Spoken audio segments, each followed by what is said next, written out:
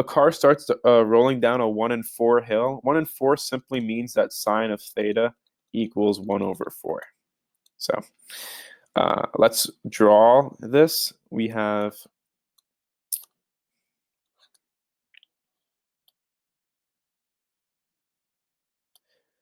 before we draw this, we can also say that theta simply equals arc sine of 1 over 4. And so this is going to be 14.5 degrees. So we can use this angle measure for all of our calculations. We have a mass here, perpendicular to the surface of the incline, force normal, and then opposite to the direction of motion, force of friction, and then straight down, force of gravity.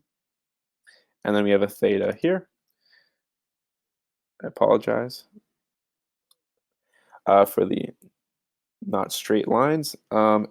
We know that if we choose our Cartesian axes to be this, our new Cartesian axes, we can say that sigma F in the y direction equals 0 newtons. So we can say that force normal is going to be equal to the y component of gravity, so mg cosine of theta. At this point, we can say that sigma F in the x direction equals ma in the x direction, and this is simply going to be equal to mg sine of theta. In this case, gravity is helping you move down the incline, and then it'll be minus force of friction, given that force of friction is always going to be acting opposite of the direction of motion. We know that force of friction is going to be equal to the coefficient of kinetic friction times the mass times gravity times cosine of theta.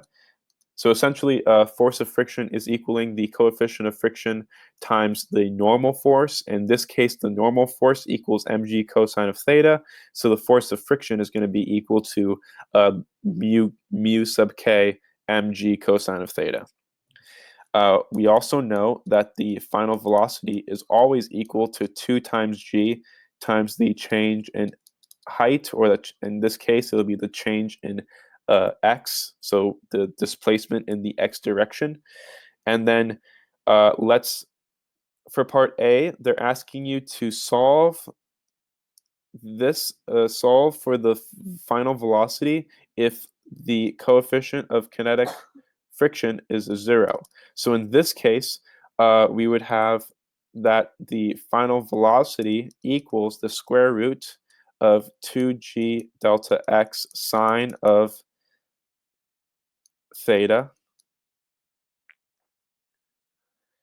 and this would be equal to, again, square root of 2 times 9.8 times delta x of 55, and then sine of theta, we already know is 1 over 4, and this is going to equal approximately 16 meters per second. So this will be our answer for part A.